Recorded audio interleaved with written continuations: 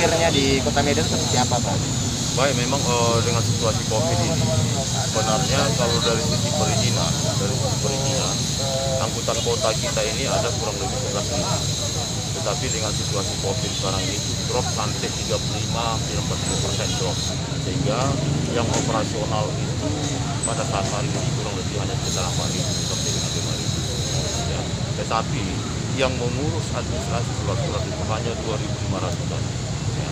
Nah, hari ini kita lebih cenderung kepada bagaimana melihat pengoperasian angkutan itu memenuhi persyaratan administrasi, memenuhi persyaratan teknis dan layak jalan, dan juga pengemudinya dalam kondisi yang siap operasi, baik dari sisi fisik maupun mental. Nah, salah satunya indikatornya itu kita memenuhi persyaratan administrasi tadi, kita bekerja sama, berkolaborasi, sebagaimana programnya Pak Wali Kota Medan, kita berkolaborasi dengan pihak kepolisian, pihak BNN, yang hari ini kita melakukan razia, dan ini akan kita lakukan secara kontinu terus. Nah, mungkin titiknya yang harus kita pindah-pindahkan.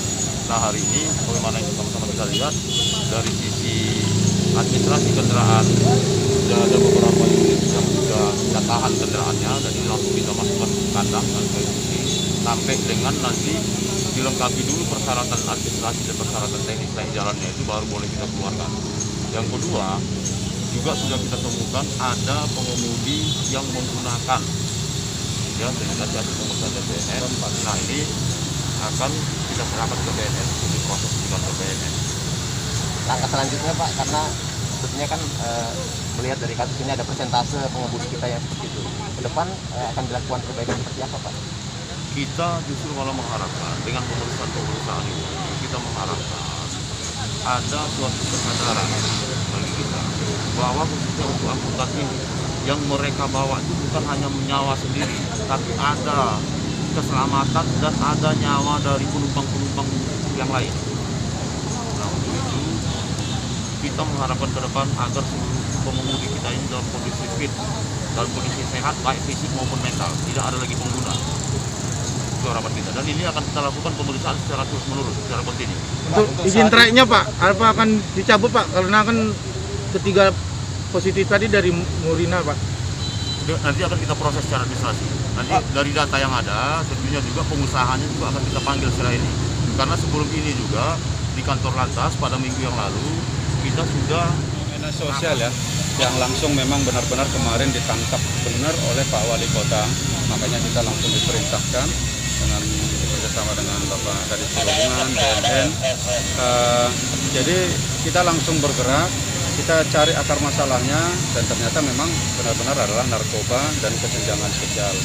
Ini yang harus nanti benar-benar dipecahkan oleh kami dari para instansi-instansi terkait. Jadi terkait dengan pengakuan daripada para angkot, tadi disampaikan mereka bahwa hampir semua sopir-sopir angkot ataupun yang sopir-sopir tembak itu mereka mengkonsumsi narkoba. Tempatnya ada, yaitu di daerah Belawan, walaupun mungkin itu hanya salah satu, karena di tempat lain, pangkalan-pangkalan lain pun terdeteksi mereka juga menggunakan. Dan ke depan ini seperti tadi yang sudah kita lakukan ini, kita akan gencar terus ngejar mereka, terutama khusus kepada supir-supir tembak, karena arahan kemarin dan perintah Pak Wali Kota jangan ada lagi supir-supir tembak. Harus diperdayakan benar yang supir aslinya sesuai dengan kontrak kerja dengan pengusahanya, ya itu yang nanti harus kita amini. Yang ini dikenakan dilimpahkan ke BNN. Pak, tempat jambunya itu ditindak nggak, Pak? Apanya? Tempat jambunya itu? Ya, nanti akan kita sampaikan ke BNN dan Reserse Narkoba. Kita sampaikan ke Bapak Kapolrestabes nanti supaya nanti dilakukan penindakan. Pak, yang sebelumnya untuk perusahaan dari angkot 123 yang kemarin kecelakaan itu sudah dipanggil atau belum, Pak? Sudah. Hasilnya apa, Pak? Sopirnya, apa sanksinya, kemudian Pak? pengusahanya sudah kita panggil sementara dalam pendalaman. Yang mengusahakan namanya siapa? kalau namanya kan usaha. Ya, jadi catat ya. Tapi yang pakai supir semua, Bang? Yang pakai supir semua. Nama kampung. Oh, nama kampung Kurnia. Kurnia. Terus di situ sudah ada paket yang 20.000, mulai dari 5.000, 20.000, 50.000 gitu. Yang sekali hisap kan udah sewa alat toh. Kita kan langsung kasih di 30, udah nanti kasihnya yang ngasih Pak sama kita Pak. Udah lengkap dengan alat. Hanya bahan. Terus alatnya dari ngambil dari mana? Buat sendiri Pak. Buat sendiri. Makanya di pangkalan di rumah. Di apa itu Pak? Langsung di situ. Di Kurnia Pak, kan ada tempat apa sih itu Pak? Tempat menyediakan TKP. Kayak bubuk-bubuknya lah gitu ya. Kayak topo-toponya gitu ya. Jadi satu paket itu kau beli 30.000, berapa orang bisa pakai? Iya lah Pak. Bertiga, 3 orang aja, 4 orang nggak bisa. Langsung enak gitu. Langsung terasa seperti yang lain di depan kau tuh langsung kayak cewek-cewek, kayak apa gitu enggak? Indah-indah selalu komandan. Indah. Terus kalau udah ketangkap begini, nanti kira-kira yang kasih makan keluargamu siapa? Enggak, kita jujur dulu lah. Buat apalah kau gunakan itu supaya staminamu tambah atau hanya gagah-gagahan? Naik mobil apa sih?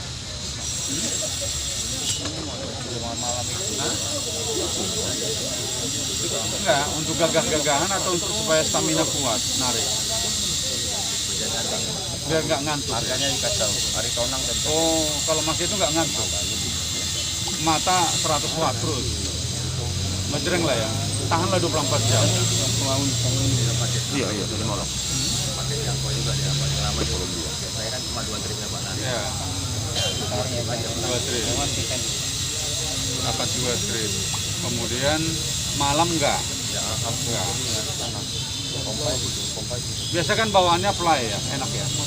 Ringan ya? Ya, ringan ya. Namanya siapa tadi Mas? Hah? Remon. Oh, sama. Nama aja marga nggak usah. Hah? Halo Moan? Nama aja marga nggak usah. Bukan Lubis ya? Lubis kena pula aja. Iya. Bukan Nasution. Nama aja. Kalau mau pakai marga Siregar bilang. Ya iyalah. Jadi kalian nanti ada Pak Kadis, emangnya alat itu salah? Emangnya alat itu salah? Kita nggak mengejar pengakuan, kita mengajar fakta. Fakta mengatakan bahwa alat itu menunjukkan kau menggunakan. Mau nggak kau akui, mau kau akui itu nggak ada urusan. Gitu. Kita kan hanya sekedar ngobrol aja biar enak gitu loh. Karena kalau protapnya kau di borgol nih. Iya, ini lagi ngambil borgol ini. Siapa tapul juga tuh? Nabi. Angkot trayek? Bang, 81. Angkut apa Bang? 81. Morina. Morina. Ini kan Morina kan? Morina semua ini. Tiga-tiganya, Bang. Morina nih. Kita panggil nanti bosnya Morina nanti. Kita panggil. Gak ada lagi Morina ini bisa beroperasi, mengoperasikan driver-driver seperti kalian. Nggak rumah leh. Melawan juga. Kau makainya di mana? Sama kayak mereka juga. Di Kurnia juga. Kurnia. Sama mereka juga Kurnia. Ngapain kau bohong-bohong? Nggak ada gunanya. Kau udah ketahuan.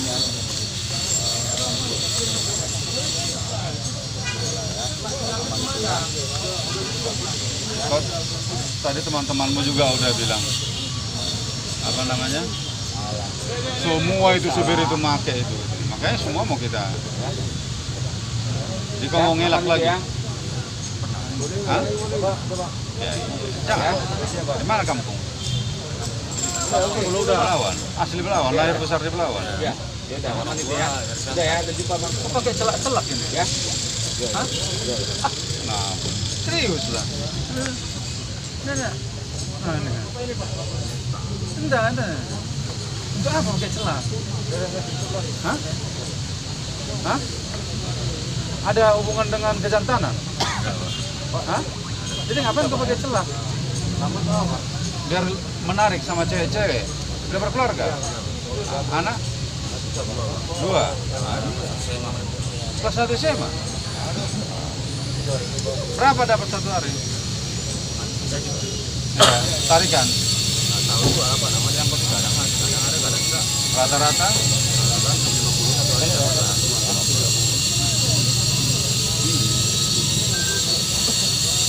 duduk biar capek, tidak di bawah pengaruh obat